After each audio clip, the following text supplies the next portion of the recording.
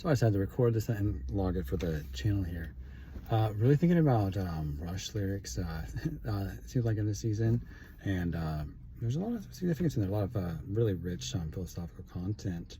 Vapor Trails is the title track is really interesting because it's talking about.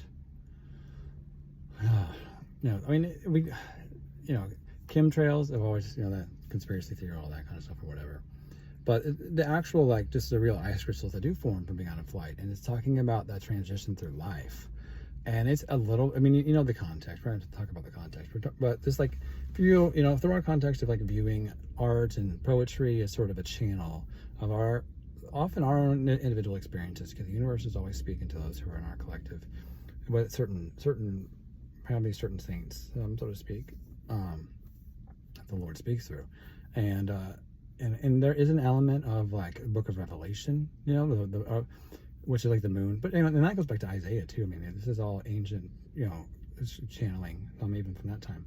But it has to do with the message that life is a vapor, in a vapor trail. Oh my God, what's the thing is it's very scientific, but it talks about the briefness of the candle of life. And what's so funny is it has, because there's a number of biblical references in Rush, even though he's agnostic as a person, but life is a vapor. There's a proverb that talks about that. Solomon in all his wisdom, for the dark and the light, it got that revelation. And there's a little bit of the theme of the song. It's a very dark song, but it's kind of though the moment is gone, the spark still flies, reflected in another pair of eyes. That was an earlier period in Neil's history, and it was about this memories. Yeah, they are fleeting, but if you share the experience with somebody, it lasts forever. Or there's something impermanent about that. And then, of course, as he has some tragedy, and some of those people he was sharing those memories with were no longer with him, I think, being wrongfully of the mindset of not believing in an afterlife, did fall into a dark place. But he alchemized that energy through this art and that kind of thing.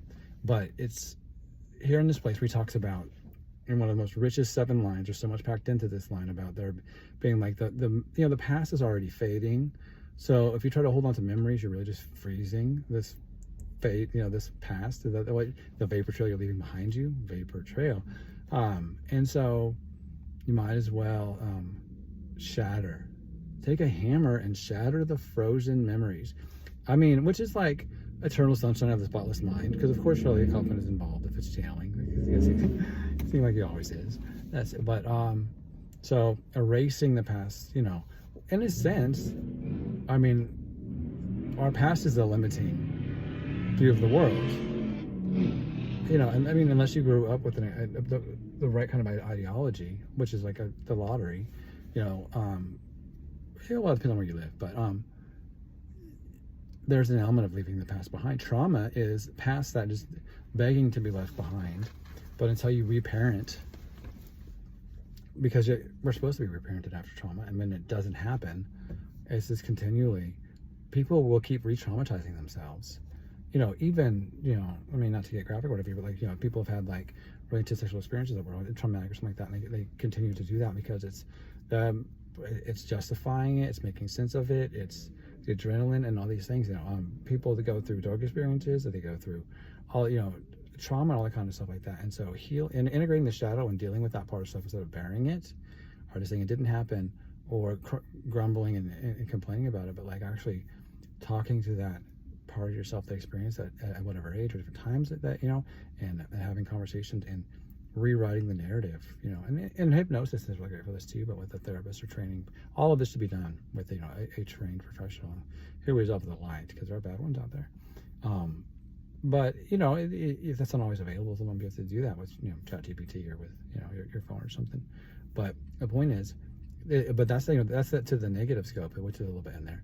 But the positive scope, right, of the positive memories too, of this is the greatest fantasy, or this is the greatest experience, this person, this ideal, is what I'm reaching for.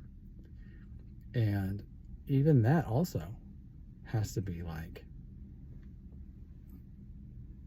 shattered. You have to shatter that past too. because you don't.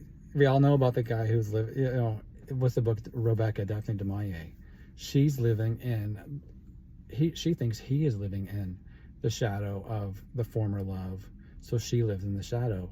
He is completely released her. He's already shadowed the past of that person, and in fact, he didn't like that person, but because her stuff was everywhere, he needed an energetic cleanse or whatever they say of that house, and so he didn't, and so there is an element of like, well, I think it's brilliantly said in the song where Neil's talking about shattering the past, of getting all the remnants, all of which, all of the Rebecca, the former ex that the new ones would live into, and that can speak of a lot of things, where you do have to hold on to the past, learn from it, and not alchemize that into your current reality, because as Saint Wayne Coyne said, all we have is now. As you realize everybody someday will be with the Lord, or on the other side with the Dark Lord, the Lilith, or whatever, that's Satan. But it really is in this present moment we have the choice for heaven or hell. Are we looking for the lesson here? Or are we looking to grumble and complain, not even realizing that we're only reinforcing that reality, telling Spirit that's what we want to continue to co-create? I mean, it really is this matrix. And so the matrix is telling us that Romans 8, all creation yearns and longs for the revelation of the chosen ones, of those who know how to manifest, the manifest sons of God, those who, if you read earlier, those who can call God Father. Even angels can't call God Father. And I'm going to keep saying that, because it's like until that touches your heart, you need to be reminded of it, and you aren't really tired of it. You're tired of not experiencing it, and it needs to be a part of your daily conversation. Lord, help me perceive that relation of daughtership, of sonship, of whatever it is, that relationship that I have to you, that closeness to the Father heart of God, and let Him reparent you in these same places, because that parent, all men are broken, no person is perfect, and they were all supposed to meant to take you to that place and the Father heart of God.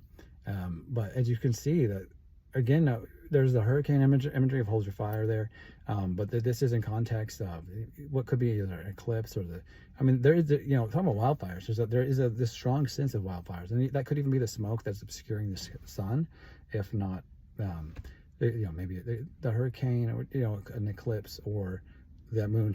It starts they're turning to black. These revelation 10 elements here that seem to be a scope of just like this planet Earth, which is being sort of destroyed more rapidly, and yet is being formed, is like it itself is different aspects of this we're holding on to.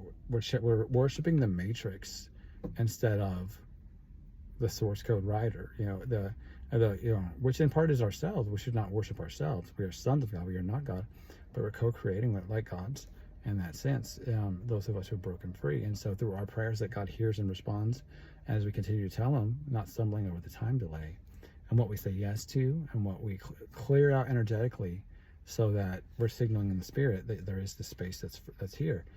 It's not. Some people keep saying no to things, hoping that that'll attract an even greater thing, only to find out that some things they've said no to were it isn't going to be perfect. Every person is still a cross that you have to be crucified on, to that degree. So you don't settle, but your worth. But you see someone who is aligned and who feels like home, and that is also growing and committed to growth, and is committed to giving, but doing the work on yourself, that you can be vulnerable, that you can grow with someone, that you can be an energetic match of that there is. You can be all about pleasing the Lord, all about that we're this God person, and then there's wife, and children, and things like that, in the proper order. But as long as you're just in a world of self, in a world of mirrors, and using that person as an extension of yourself, you're glorifying yourself. The universe is not. It happens. People do sign up for that experience because they haven't integrated themselves enough. But the pettiness, the revengeness, all of these things, the not giving people the benefit of the doubt, assuming psychic ability when it's not there, all of these things, that's all stuff we're leaving in 2024. That is being burned up. But it is this element of just and vapor trails, how quickly passing by all of this is. How, this looks like stuff in the back here, like the moving locations here. But that which we're just like leaving behind, and that's what we're integrating, and that which is just we're realizing it's not about the things, it's not about the kingdom, it's about the king and being connected to the purpose and source. And the greatest thing is to be doing the will of the Father. That Jesus didn't do anything except for what he saw the Father doing. In this Christ consciousness, those of us who are like in this alignment, what we're doing is seeing that, like, what did Jesus say? Food? No, that's not, I'm not going to eat your food. That's probably bewitched or something. It's what is the food of but to do the will of my Father. That is the nourishment, is that alignment with, like, I'm in my purpose, I'm doing what I'm called to do, and I'm in service. That's not just your job, but that's in all aspects of just like being open to new pathways, to new things. But again, it's not just sacrificially giving for the sake of, like, look at me with all these things I do. He literally says, if you want to be called great and be a millionaire in the age to come, if you want to have $1 billion for 1 billion years, what's the interest on $1 billion over 1 billion years? And then, what about 2 billion years? Because you're going to be alive during that time, and this is only going to be multiplied as we, the knowledge of God. There is no end, right?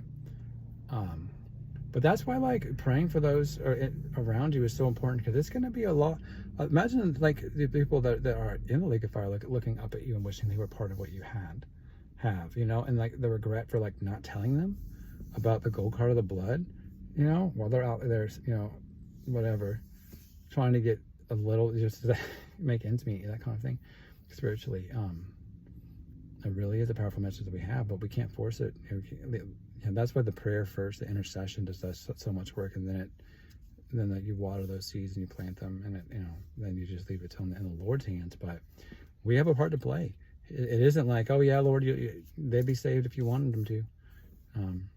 But there's a place and there's an element of, like, he does have the destinies appointed for people, but we are all called to sow into that to a degree, that kind of thing. So I don't know. I'd love to hear more thoughts about this song, these lyrics, and the degree. I'll put them in the description here when I get home. But it's really interesting just to think about how, like, that life is but a vapor. We're here today, gone tomorrow. How quickly, the more memories you have, the faster the time goes by.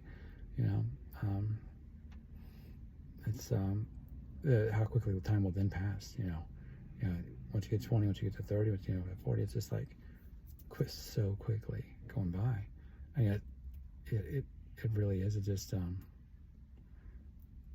recognizing, what was First Corinthians, the days are evil, and so really laying hold of your time and your waves and making the most of it with diligence, so that you can be in your most abundant, highest timeline. But it's not about working hard. It is about working smart. Sometimes that is working hard too, though, on the front end of things. And so reaping where he's led you to sow, and sowing where he's led you to do so, I think, is a big part of this here. But recognizing too that, like, the reward is spiritual, because anything can be burned up, as we see from the song.